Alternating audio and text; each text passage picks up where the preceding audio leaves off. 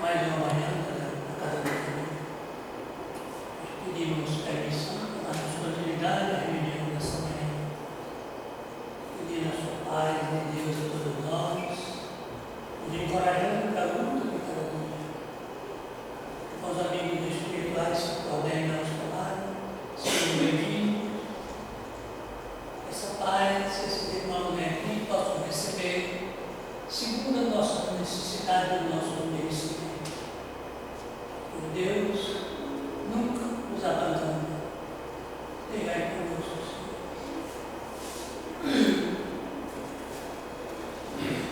Muito bom dia a todos.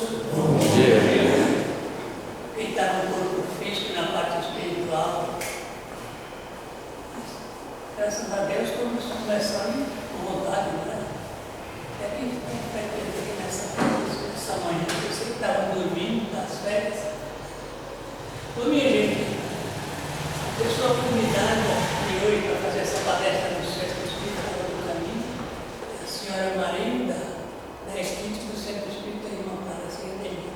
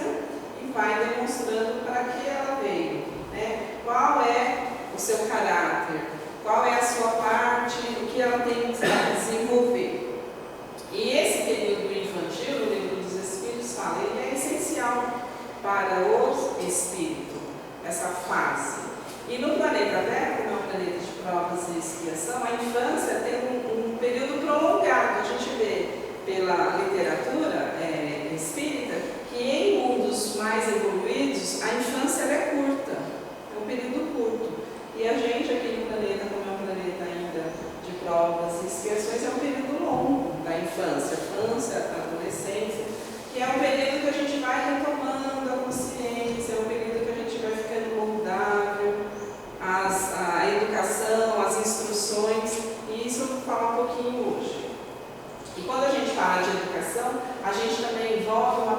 particularidade da família. Porque cada família educa a criança da maneira que ela acha que é certo. Como os nossos pais nos educaram da maneira que eles acharam que era certo. E ninguém dá aquilo que não tem. Então, o Divaldo, uma vez eu ouvi uma palestra dele, muito interessante, eu acho que eu já falei aqui. Por mais erro, por mais equívocos que os nossos pais cometeram, nós temos que ser gratos porque eles nos deram a oportunidade da reencarnação. Eles nos aceitaram como filhos, como filhas. Então, nós temos que ser muito, muito gratos aos nossos pais. E cada um dá o que tem. Então, quando eu comecei a ler o texto, eu falei, nossa, está falando da minha mãe. Está falando da minha mãe, porque antigamente, como que era a educação? A mãe olhava para o filho, não é? Bastava olhar, não precisava falar nada, e a gente já entendia. Era um código, né? A mãe olhava, e pelo olhar você sabia que não estava fazendo algo agradável, não estava de acordo. E aí, isso, a gente vê, que tem mais de 50, que nós somos educados assim. E hoje, né, a gente até brinca, a mãe olha, fala, belisca, bate, e a criança, né, não toma essa percepção, ela não tem essa percepção. Mas isso daí a gente também vai comentar um pouquinho. Então, a gente falando do trecho desse livro sobre educação moderna, nos remete também ao Evangelho, que fala das bem-aventuranças, né? Bem-aventurados os puros de coração, que é um capítulo grande, mas que tem um item que fala, o que Jesus, né, falou, deixar vir a mim as criancinhas, os pequeninos. Por quê? Porque são, nessa parte infantil, é uma parte de ingenuidade, de pureza, e a criança ela não guarda rancor, não guarda mágoa como a gente. Vocês podem observar, estão brincando ali duas crianças, de repente uma faz algo que está em desacordo, a outra fica brava, briga, passou 10 minutos, já estão brincando de novo. E às vezes os pais entram em desacordo, brigam, e as crianças já não estão nem aí, né? Quem acaba se desfazendo a amizade são os pais, porque ela não guarda esse sentimento. A mãe briga, bate, dá uma salvadinha, daqui a 10 minutos ela está no colo da mãe, beijando, abraçando, como se nada tivesse acontecido. Então Jesus faz essa comparação, né? O reino dos céus tem que ser de coração puro. E o que é essas bem-aventuranças que Jesus nos falou nesse capítulo 8 do Evangelho? Bem-aventurados. O que é bem-aventurados? Felizes. Então, felizes serão aqueles que têm um coração puro. E o que é essa pureza de coração? É um coração limpo, aberto, fraterno, um coração livre de mágoas, de rancores, né? Tem todo um processo aí que a gente fala sobre a pureza do coração. Então, o item, e quando a gente fala do Evangelho, a gente fala das bem-aventuranças e fala de uma forma muito positiva, muito alegre, que Jesus era muito alegre. Jesus trazia um falar muito doce, porque ele é o mestre, é o Espírito puro, né? Então ele veio realmente nos ensinar toda essa pureza de coração. E a gente vê que hoje em dia nós estamos nos deparando com uma situação tanto delicada, né? Um confronto de valores da família, um confronto de valores da sociedade, da cultura, e que a gente tem que ficar atento a esse confronto de valores. O que para nós antigamente era um valor, hoje em dia já não tem tanto valor. Mas nós temos que estar, por isso que a gente fala, né? Estudar e ler o Evangelho, colocar em prática, porque para a gente sempre estar fazendo essa comparação dos valores, né? Os valores morais, porque a gente sabe que o espírito, na sua evolução, desenvolve as duas asas, né? Da moral e da intelectualidade. Então, se eu estudar muito e não desenvolver a parte moral, eu vou ficar numa defasagem. A gente tem que ter um equilíbrio, a parte moral e a intelectualidade. E o Herculano, ele começa, né? Uns condenam a educação moderna, saudosos do tempo em que as crianças obedeciam aos pais pelo olhar e tremiam diante do professor. Não era assim antigamente? A gente estudava, ia para a escola, e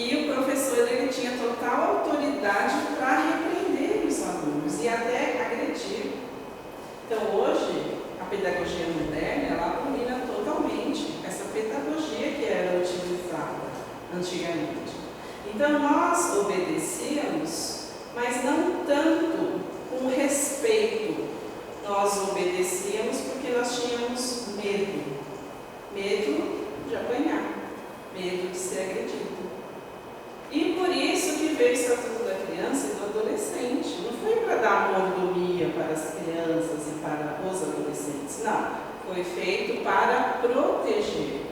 Porque, infelizmente, até hoje, a gente vê notícias tristes na televisão de agressão a crianças. E isso nos choca. Uma criança vira óbito por agressão de 3 aninhos. Meu Deus, o que é 3 aninhos diante de um adulto?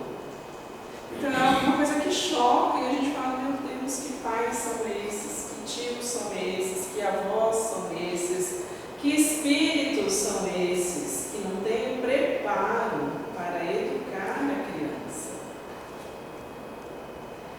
Então são essas situações que a gente tem que analisar e nos educarmos, porque é o adulto que tem que conduzir a criança, é o adulto que tem que dar o modelo para a criança. E olha só que interessante, tremiam diante do professor. Então a gente aprendia muitas vezes pelo medo da agressão, da repreensão. E tinha os déficits de aprendizagem, como tem até hoje. Crianças que não conseguem aprender, dislexia, transtornos, e coitada dessa criança que não conseguia aprender.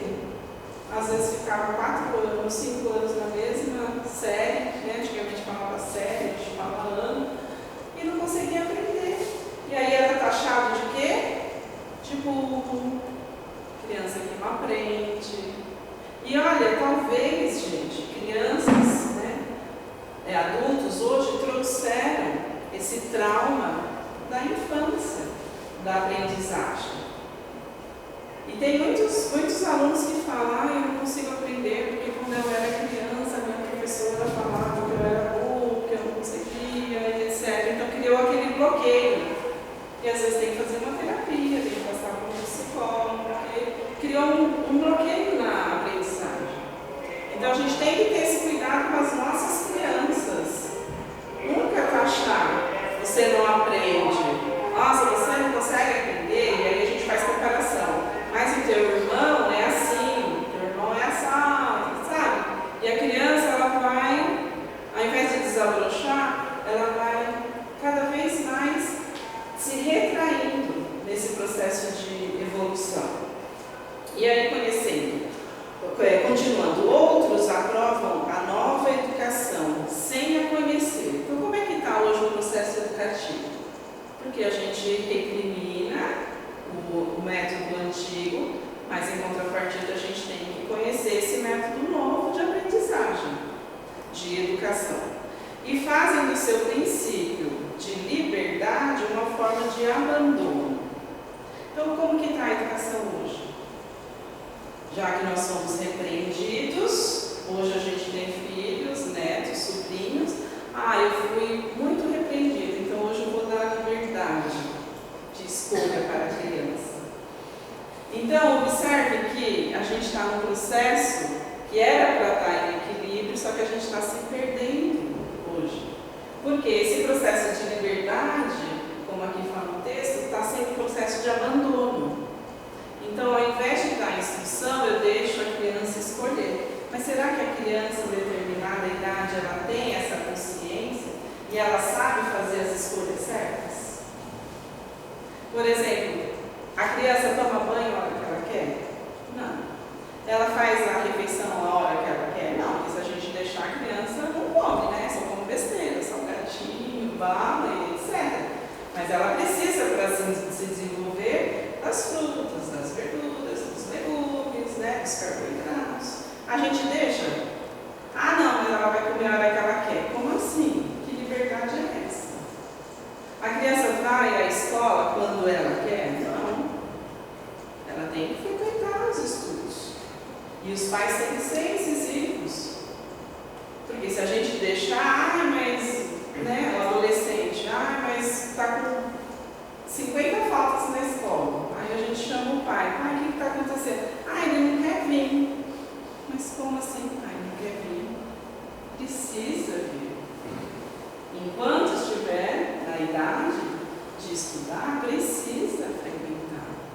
Precisa, é o futuro, é o desenvolvimento.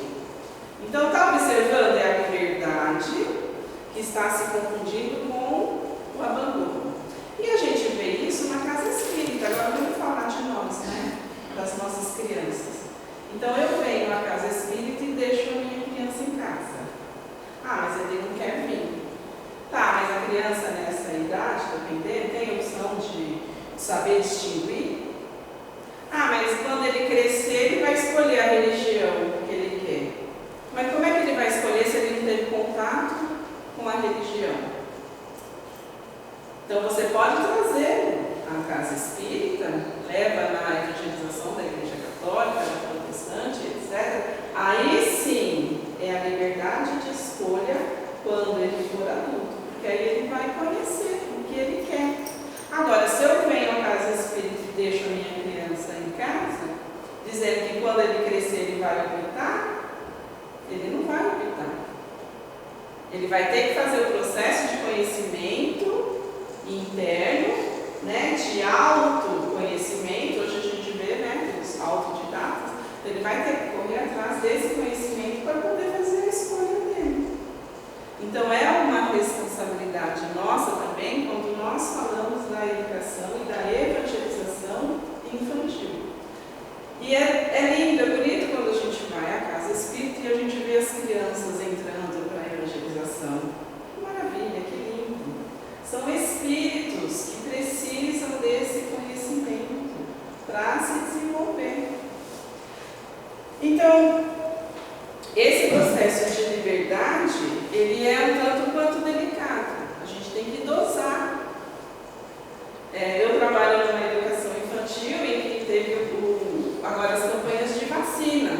E aí a gente faz esse acompanhamento na escola, porque o posto de saúde, a saúde, ela não está dando conta de controlar a vacinação das crianças. Então, onde estão as crianças? Nas escolas, no centro de educação infantil. Então, o posto de saúde entra em contato com a escola e pede a carteirinha de vacinação. E a gente tem que ir lá e pedir a carteirinha para as mães para acompanhar essa vacinação. O que era uma obrigação dos pais está sendo hoje delegado ao posto de saúde e à escola. Mas tudo bem, a gente faz com a maior boa vontade, porque a gente vê o benefício da criança. A gente não está vendo a falta de interesse da obrigatoriedade dos pais. Não, a gente está vendo a saúde da criança. E aí constatamos que uma criança não tinha sido vacinada, chamamos a mãe. Mãe, o que aconteceu? Que você não vacinou? Ah, mas porque quando eu levo lá ele chora muito, ele não quer ser vacinado. Gente, não pode. A criança que vai brigar, vai chorar, vai espernear, vai xingar a enfermeira, ela tem que ser vacinada. É uma proteção. E aí, esses dias nós vimos na mídia uma família que foi notificada judicialmente, o juiz emitiu uma ordem para que a mãe levasse as crianças para vacinar, porque as crianças não tinham sido vacinadas. E a mãe, por questões religiosas, não vacinou a criança. Oh, peraí, gente. Onde está escrito no Evangelho, na Bíblia, no Alcorão, que as crianças, por questões religiosas, não devem ser vacinadas? Então, é uma falta de consciência e até de uma responsabilidade enquanto adulto. E aí, continuando, não há liberdade sem restrição, porque essa liberdade, ela tem uma consequência. Nós vivemos numa liberdade, mas é uma liberdade meio que assistida, né? Tem coisas que a gente não pode fazer. Por mais que o Brasil seja um país que dá condições de escolha e tudo, tem coisas que a gente não pode fazer. Então, é uma liberdade com restrições. A liberdade ela só pode existir dentro das condições necessárias. E todos nós temos a nossa responsabilidade na família, no emprego, as nossas responsabilidades com a criança, né, com os netos, com os sobrinhos. E a educação antiga, isso está no texto, era uma forma de domesticação. Então, isso eu estou falando, né? Uma forma de dominação. As crianças eram tratadas como animais.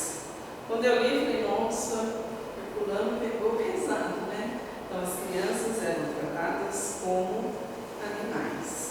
E realmente, né, não só as crianças, as mulheres também, porque vocês sabem que antigamente a gente não tinha alma, né?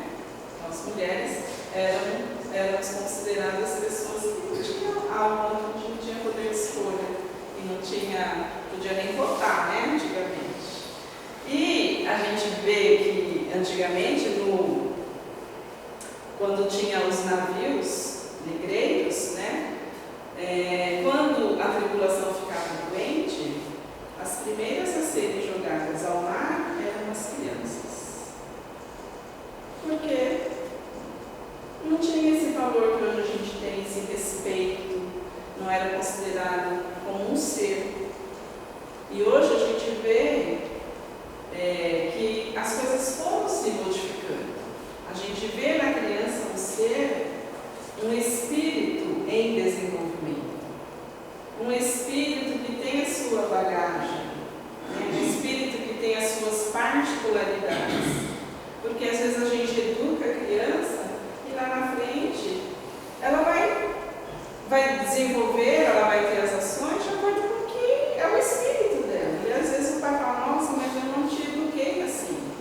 Você passou a instrução, mas a criança, o espírito, tem o livre-arbítrio. Ele faz ou não, de acordo com o que ele achar que é o melhor para ele. Porque se assim não fosse, as penitenciárias estariam cheias. Por acaso algum pai ou alguma mãe gosta de ver um filho na penitenciária? Não. Um pai ou uma mãe gosta de ver o filho no mundo das drogas? É claro que não. Educou? Educou. Falhou na educação? Talvez falhou. Mas não é algo que a família goste de ver. Mas o espírito, ele tem o livre-arbítrio, ele tem as suas escolhas. E a gente, em determinado momento da nossa vida, a gente tem que respeitar. Ah, mas eu queria que meu filho fosse advogado. Opa, o filho não quer ser advogado. O filho quer ser um artista. Ele gosta daquilo. Então vá ser feliz. Ah, mas meu filho namora com um rapaz ou uma moça que eu acho que não é o ideal. Mas ele tem a sua escolha. Então ele vai fazer as suas escolhas. Se depois não der certo, é outra coisa. Mas nós precisamos vivenciar.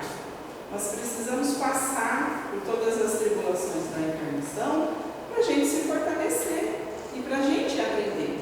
Como é que nós vamos aprender se a gente não vivenciou?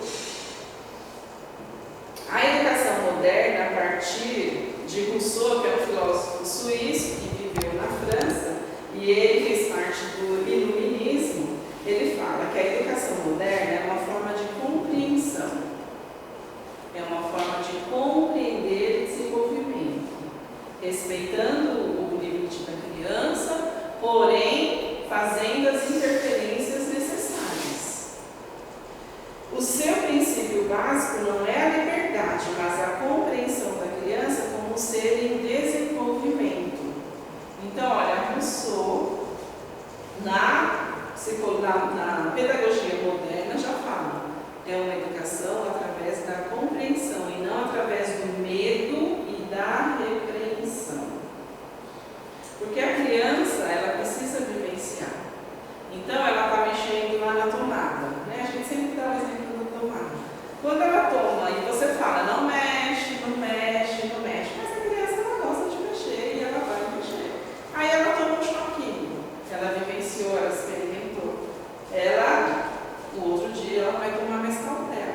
Mas a gente vai deixar a criança sempre se machucar para aprender? Não, é aí onde entra o papel do adulto. Né? Não faz isso. Você não é bom, você vai se machucar. Né? Não pula no sofá e ela está pulando, daqui a pouco cai. Eu não falei, você ia cair, caiu. Mas às vezes ela precisa vivenciar e experimentar para ela saber que não pode pular em determinadas situações. Então, nós, espíritas, acreditamos que esse desenvolvimento, né, infantil, ele é importante. Que nos nossos processos de idas e vindas, a gente retorna à matéria e aí vamos aí fazer o nosso desenvolvimento. O seu objetivo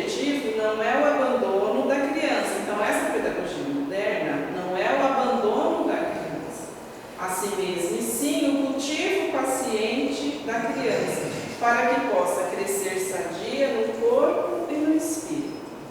Então, essa compreensão é para que a criança se desenvolva sadia, espiritualmente e fisicamente. Os maus juízos sobre a nova educação provêm do seu desconhecimento de pais e professores, muitos dos quais não possuem aptidão para educar. Então, a gente sempre fala, né, deveria existir uma escola de pais, mas não tem, né? Nas escolas até que às vezes a gente consegue fazer ali algumas reuniões, que a gente passa algumas instruções, mas uma escola de pai não existe, porque cada pai, cada mãe educa de acordo com o que acha certo, com o que acha conveniente. E muitas vezes a gente vê adolescentes sendo mães e ainda nem se formou ainda, né, a educação da mãe, e ela já tem que educar uma criança. E cada vez mais cedo, ou continua, porque a gente fala que hoje tem muitas mães adolescentes, mas antigamente também tinha. Né? Não sei como era, mas na minha família, as minhas avós foram mães com 15, 16 anos, minha mãe também. Então a gente fala, mas as adolescentes estão engravidando. Sempre existiu mulheres novinhas grávidas. Então hoje a gente precisa muitas vezes chamar as mães, né, as que são adolescentes, para passar determinadas coisas em relação à criança, em relação a esse processo. Né? Muitas vezes a higiene, a questão das vacinas, do poder e não poder, do limite. Hoje a gente fala muito do limite da criança. Criança sem limite. Mas o que é uma criança sem limite? É uma criança sem instrução? É uma criança que a gente fala, mas boas palmadas resolviam. Será? Será que umas boas palmadas iria resolver? Porque se fosse assim, né, as casas de acolhimento aos adolescentes estariam vazias, porque a gente sabe que lá eles apanham. Vira e mexe passa. Então a agressão física, ela vai corrigir alguém? Não sei. Porque eu conheço pessoas que falam que na infância apanharam mais que não sei o quê e não corrigiram.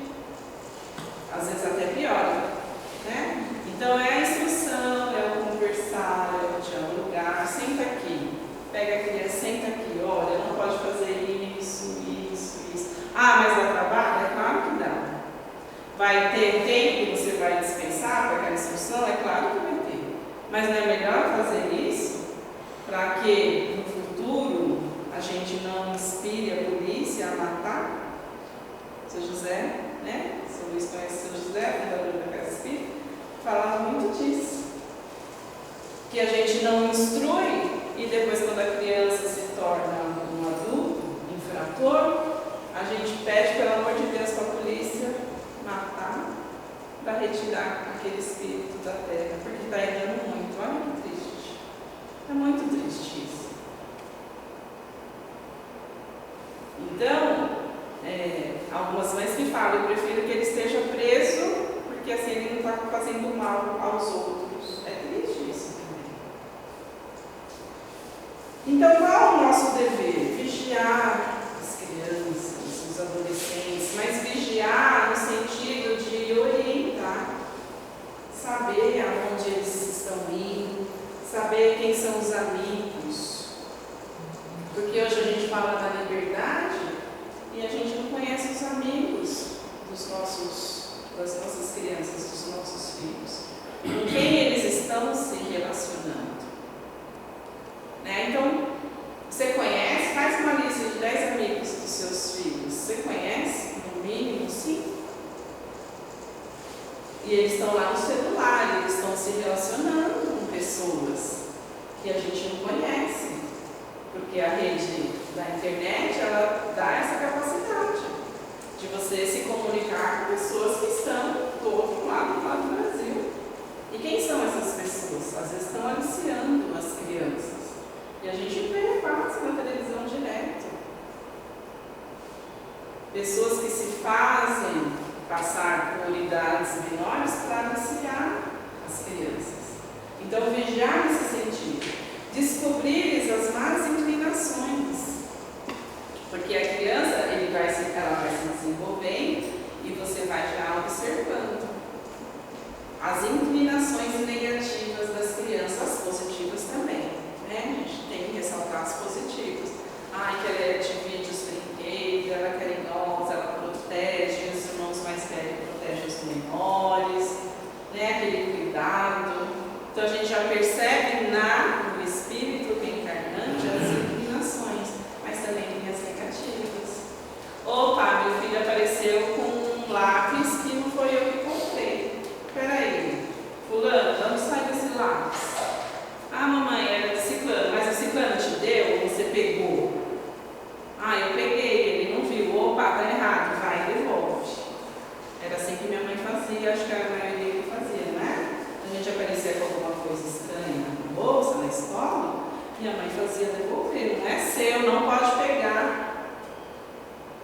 Mas foi brincar na casa do coleguinha e quer levar o brinquedo embora. Não pode, o brinquedo é do colega, deixa aí. O dia que você voltar aqui, você brinca. Foi na escola e quer trazer a boneca. Não pode, a boneca é da escola. Quando você retornar, você brinca. Então, são as inclinações que a gente tem que observar nas crianças. Corrigir-lhes as arestas morais, o preconceito. Porque a criança, você vai passando os nossos conceitos para a criança. Então, se eu falo na frente da criança, porque aquele preto, porque aquele neguinho, aquela neguinha, aquele jogador, olha, parece um macaco. A gente vai falando na frente da criança e ela vai absorvendo. Então, o que eu estou passando para a criança? O preconceito? Quando crescer, possivelmente ela vai ser preconceituosa. E ela vai falar aquilo, neguinho, a gordinha, o gordinho. Então, são noções de respeito que a gente tem que passar. Racismo e também o respeito ao idoso, que é aquele velho gaga. Aí precisa de um estatuto do idoso para a gente respeitar o idoso. Precisava de um estatuto do idoso? Se nós tivéssemos na consciência esse respeito, não. Precisava no ônibus, no metrô, um assento reservado ao idoso? Se nós fôssemos educados a respeitá-los? Não precisaria. E nem da criança e do adolescente. Se existe é porque nós estamos falhando, nós estamos precisando. Então, quando eu falo daquele idoso, daquela senhora, olha, respeite, dá um lugar. E a gente vê hoje alguns adolescentes na condição que fingem que estão dormindo para não dar lugar, para a gestante, para o idoso, para aquela mãe que está com a criança. Somos nós, gente, somos nós.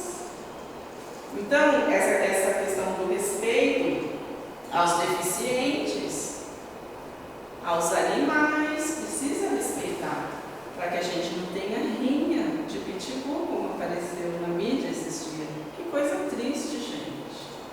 Que coisa triste.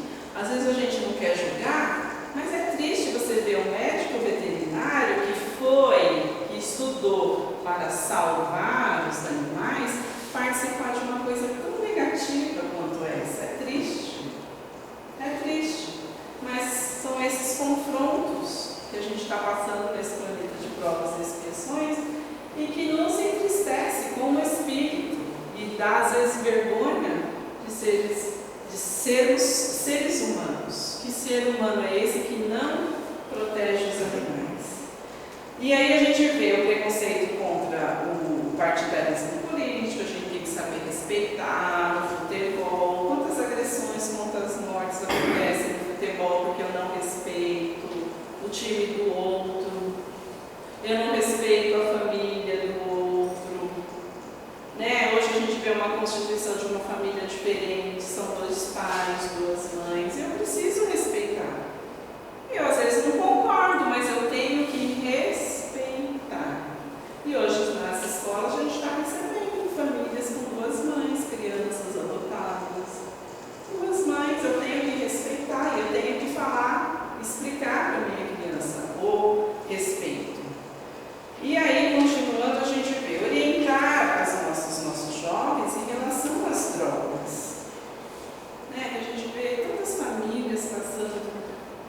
por essa situação tão triste de ver as crianças envolvidas nas drogas, crianças, adolescentes, jovens. Então precisamos orientá-los para o futuro, para que sejam cidadãos de bem e homens de bem, como fala o Evangelho, né? Quando a gente lê aquele trecho do homem de bem do Evangelho, é tão bonito, mas a gente precisa aí no dia a dia fazer tudo isso. Então os pais, eles são depositários de almas. E quando a gente retornar à pátria espiritual, nós vamos ser cobrados. O que fizestes do bem que eu lhe confiei? O que fizestes do talento que eu te confiei? Porque um espírito, sob a guarda de uma família, é um talento. Eu enterrei esse talento ou eu ajudei esse talento a se desenvolver, a desabrochar? Então, é uma reflexão que todos nós temos que fazer em relação à educação, em relação aos pais, os avós, os tios. Todos nós estamos envolvidos nesse processo educativo do vizinho.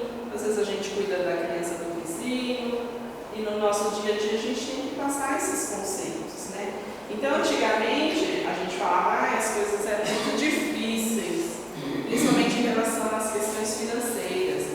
Então, por ter sido difícil, hoje vai ser diferente com meu filho, aí eu encho ele de presentes, que é uma compensação que muitas vezes alguns pais têm. Compensa o filho com presentes, com coisas materiais, por não estar tão presente na educação. Então, eu dou tudo para a criança, mas eu não dou o essencial, que é o amor, que é a compreensão. A gente fala da qualidade do tempo, né? A gente trabalha, então a gente não tem tanto tempo de ficar com a criança, mas aquele mínimo de tempo que a gente fique, que ele seja de qualidade. E não deixar a criança, muitas vezes, envolvida ali lá no celular, no joguinho, porque a criança fica quietinha mesmo. Pega uma criança e dá um celular para ela, fica quietinha ali brincando, mexendo. Mas isso é bom? Isso é bom para o desenvolvimento? Será que não é o momento de estar ali em contato, brincando com a criança, né? Sentada ali no chão, ajudando no dever, nos exercícios, nas lições de casa. E aí a gente mima muito essas crianças. Mima. E aí o Rossano, que é um psicólogo, ele fala disso, né? De mimar muitas crianças. Uma vez ele foi visitar uma família que a criança estava ali na sala, assistindo televisão, assiste televisão, desenha, brinca e faz tudo ao mesmo tempo. E aí ele chegou e a criança continuou, e nem um bom dia, nem um boa tarde, nem uma boa noite falou. E aí a gente fala, está respeitando a liberdade da criança? Não, é falta de educação mesmo. A criança às vezes não precisa te beijar, te abraçar, mas ela cumprimenta a pessoa que chega. Oi, tudo bem?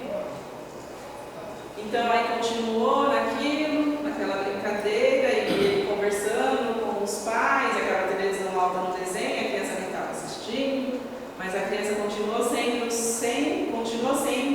o centro daquela família. E aí cresce egocêntrica e vai achar que tudo ela é o centro. E aí a gente não educa essa criança para receber os nãos da vida. Então, alguns anos atrás, teve a morte da Eloá, ficou muito famosa, né? Daquela adolescente, que o namoradinho, após o rompimento do namoro, foi e matou. E aí saiu uma reportagem sobre o não da Eloá. Então, nós temos que criar as nossas crianças, educar esses espíritos para receber os nãos da vida. Não, você não pode. Não, agora não é o momento. Depois, sim.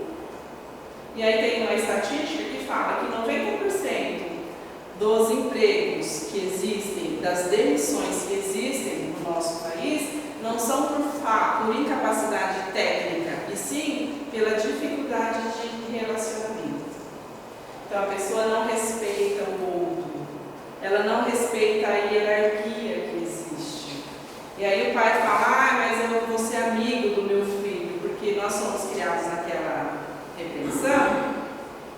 E a gente fala, eu não vou ser como meu pai, como a minha mãe, eu vou ser como amigo, amiguinho do meu filho.